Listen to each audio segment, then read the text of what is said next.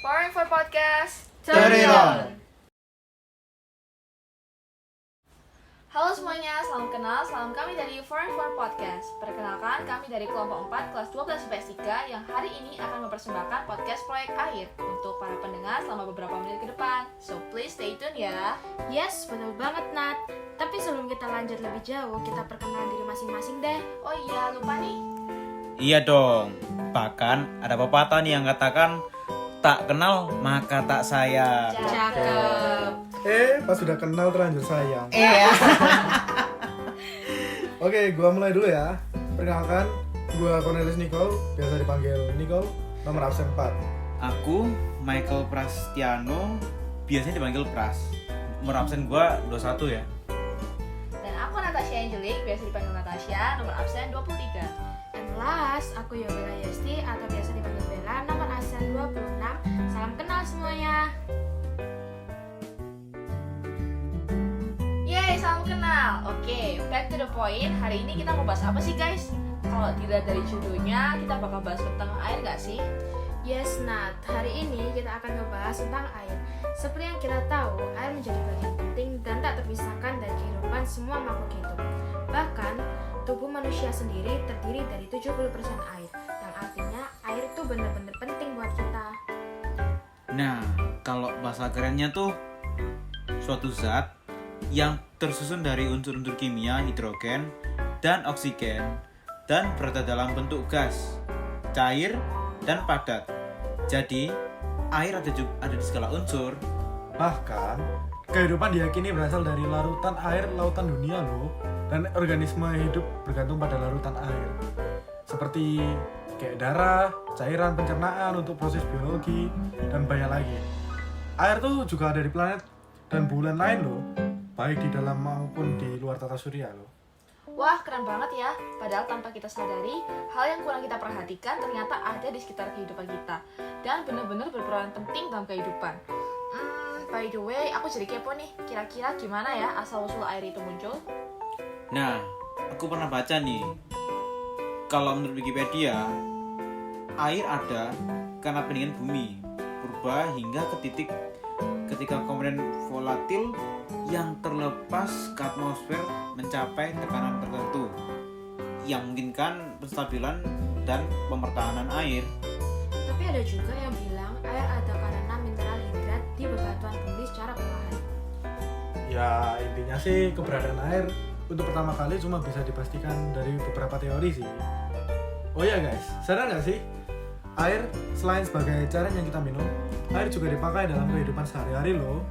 Contohnya nih, aku walaupun sebagai cowok nih, sering banget bantuin mamaku buat cuci baju, jemur baju. Ya meskipun pakai mesin cuci sih, tapi kan air tetap penting banget buat kita. Ngebantu banget sih. Membersihkan baju dan membilas dari busa sabun itu udah ngebantu banget. Wih, keren banget bro, setuju banget nih. Nah, kalau aku karena doyan berkebun sama mamaku, aku sering bantuin siram tanaman. Jadi biar tanamannya tuh tetap hidup dan bahkan pohon cabai di rumahku sampai bisa berbuah. Itu semua juga karena bantuan dari air yang bisa ngebantu tanaman dan tumbuhan untuk berfotosintesis. Tuh. Kalau aku sering bantuin nenek aku cuci piring sih, sama mandiin capon anakku. Nah, betul tuh. Air juga diperlukan untuk mandi juga. Yang penting jangan buang-buang air bersih ya, guys. Wah, kalian pada rajin semua ya, bantuin ortu. Karena aku jarang bantuin orang tua ya, mungkin untuk pemanfaatan air biasanya aku cuma pakai buat bersihin motor aja sih, biar kinclong dan bersih. Haha, gak apa-apa sih Pras. Yang terpenting kita wajib bertanggung jawab dan bijak dalam menggunakan air. Karena masih banyak saudara kita yang di luar sana yang kesulitan dapat air bersih. Setuju banget Nat, karena bagaimanapun juga air juga merupakan anugerah dari Yang Kuasa yang patut kita syukuri. Oke guys, sekarang kita lanjut dengan ngebahas berita terbaru nih. Kabar terbaru datang dari Kota Tangerang, tempat pengolahan limbah yang cemari Sungai Cisadane ditutup. Wah, kok bisa ditutup? Kenapa tuh?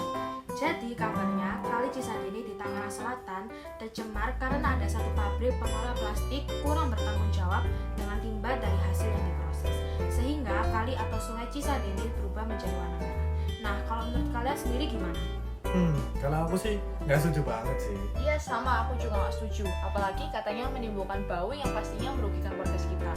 Selain itu, aliran air Cisadane dimanfaatkan sebagai produksi air bersih yang masuk Tangerang, pusat irigasi.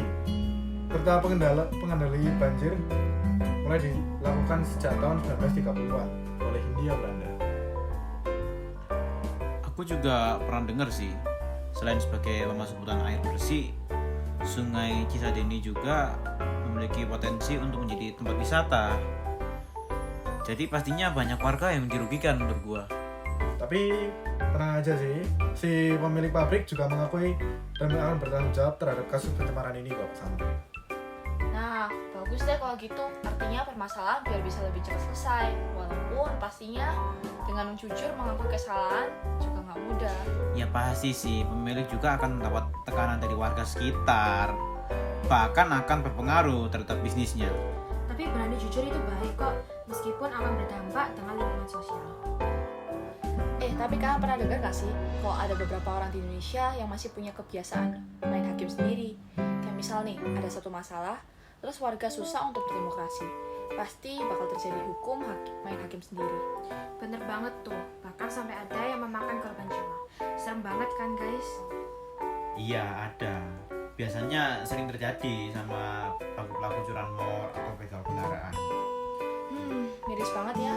Tapi untungnya di kasus ini masih terkendali kok. Dan pemilik juga bertanggung jawab. Semoga akhir ya. Nah, kalau misal yang mencemari itu sampah plastik, menurut kalian gimana guys? Bahaya gak sih? Wah, bahaya banget tuh bro. Air yang berubah jadi cairan merah aja udah bahaya banget. Apalagi tambah sampah plastik yang sudah diurai. Nah, bener banget tuh. Plastik itu susah diuraikan. Jadi lebih baik kalau didaur ulang jadi barang yang bermanfaat.